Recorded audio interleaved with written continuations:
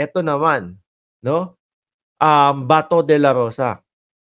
Pugo pa din ito, dahil meron pong mga balita, mga bossing, di ba?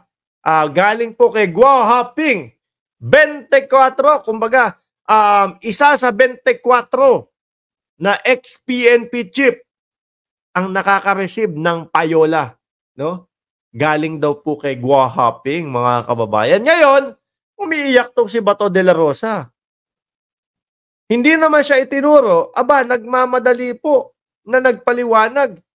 Wala pang sugat, umaaray na ho agad, mga bossing. Etong si Bato de la Rosa. Kaya sabi ng mga mamamayang Pilipino natin, hindi naman itinuro ang pangalan mo.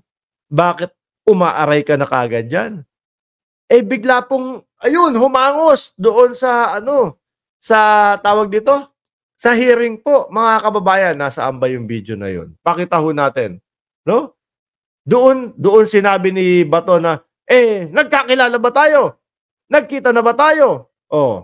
Galit na, parang may pasigaw pa Kumbaga, ayan tipo bang parang sinisindak na, baka ako maituro mo Baka biglang ako sabihin mo May paninindak na po. General Villanueva, na meron daw isang former chief PNP receiving a monthly payroll from you. Pwede bang malaman kung sino itong former chief PNP? I'm concerned because I am a former chief PNP. Baka mamaya, mayroong lalabas na script dyan na si Bato ay tumatanggap ng pera galing sa'yo. Ngayon pa lang po, mga kababayan, kumbaga, hindi pa nadudumihan yung kalsada, nililinis na po ni Bato yung kalsada, mga bossing. Baka mamaya may script dyan. Inunahan niya na. Di ba? Naku, scripted dyan. Inunahan na po ni Senator Bato de la Rosa, mga kababayan. Tuloy nga natin ng konti ito. Wala pong ganun pong nangyayari. Yan Masaya ka na. Sigurado po ako. Kilala mo ba ako? Nakita ko po kayo in person nung andito na po sa Senate po. Before that, nag-meet ba tayo in person? Never po. Masaya ka na, Bato. Sigurado kahit po. Selfie. Selfie, I think wala po. Wala Pero, mga kababayan, nagtataka ko, hindi pa ho nagtapos dyan si Bato. Ito pa po. At lubhang pagkabahala. Wait lang, UNTV, nababahala si Bato de la Rosa. Gumawa pa ng Gumawa pa ng group chat yan, mga bossing. Gumawa pa ho ng group chat si Bato de la Rosa. Kumbaga, pinagtipon-tipon. Siya yata yung nagtipon-tipon nung 24 na ex-PNP chief. Lahat daw po, kinakabahan, mga bossing. Sabi ko naman sa sarili ko, wait lang. Kung ako, ex-PNP chief, no? At alam ko naman sa sarili ko, mga kababayan, na wala akong ginagawang mali. Na wala akong kinokotongan. Bakit ako kakabahan dyan? Baka patawa-tawa lang ho ako, mga bossing, di ba? Naku, lagot kayo kung sino yung mga umiikot sa payola ni Guo Haping. Eto, panoorin po natin yung balita sa UNTV, mga bossing. Akala ko tapos na si Bato doon sa hearing Meron pa palang kasunod. At sounds like merong kumbaga parang may pagbabanta ito no? Pagka hindi mo napatunayan yung 24 na yan at ibinalita mo agad, maniningil ako. Yan. Pakinggan nyo ho, mga kababayan. Retired General Raul Villanueva ang usap-usapan mula sa intelligence community kaugnay sa isa umanong dating Chief PNP na tumanggap ng payola mula sa Pogo. Ito ang binigyang diin ni Senador Ronald Bato de la Rosa matapos isiwalat ng PAGCOR official ang naturang impormasyon kahit hindi pa ito kumpirmado. Paliwanag ng mambabatas, nagdudulot ito ng iba't ibang spekulasyon at lubhang pagkabahala sa mga former Chief PNP. Dali lang, mga bossing, 2,060 viewers. Huwag nyo pong kalimutan na mag-like and mag-subscribe. Sandali lang. Meron na po ba tayong ibang narinig na ex-PNP chief na umatungal na po? Parang iisa lang po ang nakikita kong ex-PNP chief na hindi po, kumbaga, hindi mapakali, mga kababayan. Dahil po dito sa balita na, kumbaga, isang ex-PNP chief ang nakakatanggap. Parang si Bato lang po, mga bossing, yung umaatungal. Sabi ni Ice, guilty agad si Bato. Tuloy ha. Siya lang ho eh. Kasi sinusundan ko tong balita na ito, mga kababayan. Kahit ho busy tayo, nasa tenga ko kahit papaano, may isang earphone na nakikinig ng balita po. At yung Team MR natin, shout out dyan kila Jordan G. Ayan, Team MR natin, mga kababayan.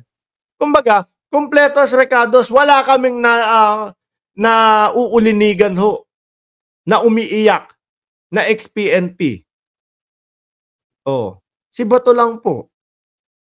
Salita ka nga, Bato, ano sasabihin mo? Na nananahimik lang sa kanilang pamumuhay. Kahit na yung mga matatanda na mga retired chief PNP, they are very much concerned about that statement, no? Dahil nga, pati sila nadadamay dahil they are also former PNP chiefs.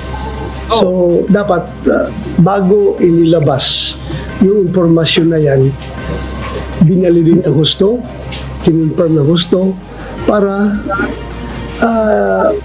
sabihin yung sinong totoong pangalan, sino yung tao na involved, para hindi madadamay lahat.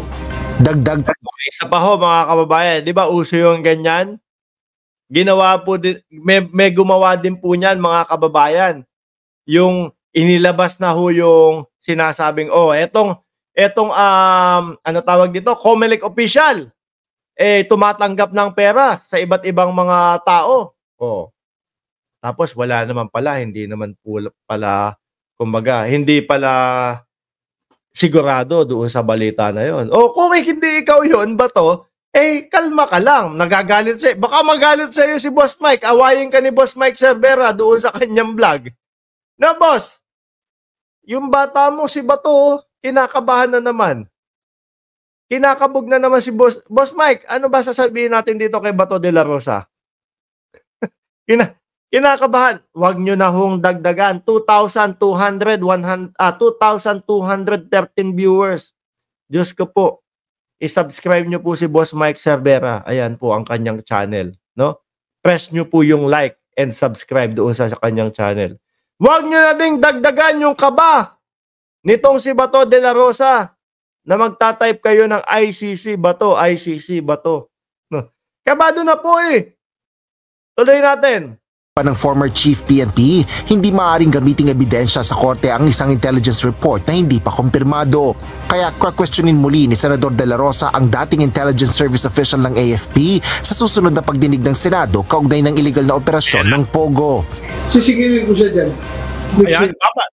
Kumbaga, sisingilin ko siya dyan. Babalikan kita. Di ba? Yun po ang pagkakaintindi ko doon, mga kababayan. Sisingilin kita dyan. Sisingilin ko siya dyan. Ulit ha, atras natin. AFP sa susunod na pagdinig ng Senado kaugnay ng illegal na operasyon ng Pogo.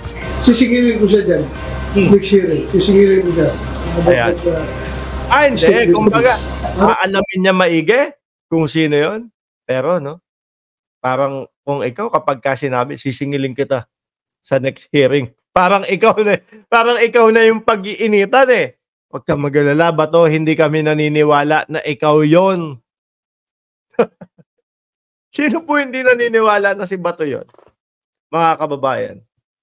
Sabi niya naman, hindi siya. Di paniwalaan po natin, hindi siya. Ang problema, wala pa pong, hindi naman siya pinapangalanan, kinakabahan na po. Tuloy kasama sa maritis lang yan. Sa former ISAP, kung siya ba yung chief ng ISAP? O ano pa sabi niya? Sabi niya, formerly with ISAP daw. Ganun na pala ang produkto ng ISAP. Sabi nga po ni Mayor, tama di ba? Mayor, Jed Mabilog. Hindi na po ako pinapunta doon sa Camp Crame. Sabi, wag daw po ako pumunta. Yun lang po, yun. Mamaya pa po yun, mga kababayan. Doon po sa dulo nating topic yun. Sabi, wag na daw po akong pumunta ng Camp Crame. List na informasyon na hindi validated. Nakatakda na ang huling pagdinig ng Senado kaugnay ng mga isyu na kinasasangkutan ni Alice Guo alias Guo Waping.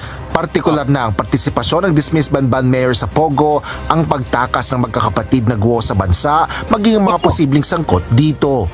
Isasagawa ang Senate hearing sa Martes, September 24.